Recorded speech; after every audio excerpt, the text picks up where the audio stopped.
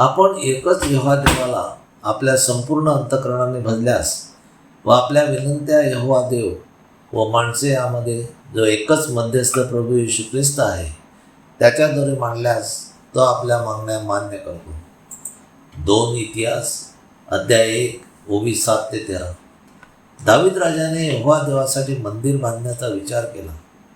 तेव्हा यहोवा देवाने त्याला संदेश दिला की तुझ्या हातून तू फार लढाया करून रक्त पाडले आहे. त्यामुळे तुझा पुत्र शल्मोन हा माझ्यासाठी मंदिर बांधेल. ते यहोवा देवाचा सेवक मोशे याने यहोवा देवाच्या सभेचा जो मंडप रानात उभा केला होता तेथे ते जमले.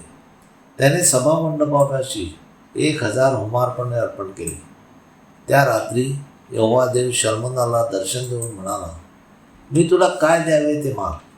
तेव्हा शल्मोन यहोवा देवाला म्हणाला, माझा बाप दावीद याला तू मोठी प्रेमदया दाखवली होती आणि त्याच्या ठिकाणी मला राजा केले आहे. आता हे यहोवा देवा बापा, माझा बाप दावीद याला दिलेले तुझे वचन स्थापित कर, कारण तू मला पृथ्वीच्या रजकणा इतक्या पुष्कळ लोकांवर राजा केले आहे आणि या लोकांपुढे मी बाहेर जावे व आत द्यावे म्हणून मला बुद्धी व ज्ञान दे. कारण तुझ्या या मोठ्या लोकांचा न्याय खरेपणाने कोणाला करता येईल. मग यहोवा देवाने शल्मोनाला म्हटले, हे तुझ्या मनात होते आणि तू धन द्रव्य आणि सन्मान किंवा आपल्याला वैराचा जीव किंवा दीर्घ आयुष्य मागितले नाही, पण ज्या माझ्या लोकांवर मी तुला राजा केले आहे त्याचा खरेपणाने तू न्याय करावा म्हणून तू आपल्यासाठी ज्ञान व बुद्धी मागितली आहे. यामुळे तुला बुद्धी व ज्ञान ही दिली आहे आणि तुझ्यापूर्वी जे राजे होते त्यांना मिळाले नाही आणि तुझ्यानंतर जे होतील त्यांना मिळणार नाही एवढे धन व द्रव्य व सन्मान तुला देईल. मग शल्मोन गिबोनातल्या उंचस्थानाच्या सभामंडपासमोर यरूशलेमेस आला व इस्रायल राज्य करू लागला. यहोवा परमेश्वर कोणाला काय द्यायचे हे तो ठरवतो.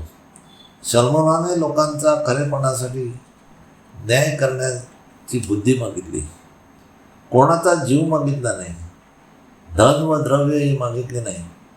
तरी यहोवा देव म्हणतो, तुझ्यापूर्वी जे राजे झाले त्यांना मिळाले नाही आणि तुझ्यानंतर होतील त्यांनाही मिळणार नाही असे धन द्रव्य व सन्मान मी तुला देईन. यावरून धन द्रव्य व सन्मान हे यहोवा देवाकडून आहेत. तर आपण जे धनी आहोत त्यांचा द्वेष न करता आपणा सर्वांना एकच यहोवा देवाला भजून त्याच्या आज्ञा व नियम पाळूया. म्हणजे जगातील जी भूकमरी आणि जे आजार आहेत ते तोच दूर करू शकतो. आपण एकच यहोवा देवाला भजून त्याच्या आज्ञा व नियम पाळूया. म्हणजे आपल्यावर आलेली संकटे व अडचणी तो दूर करील. हालेलुया, आमेन. यहोवा देवाचा सेवक Anthony John Pereira builder. Praise God.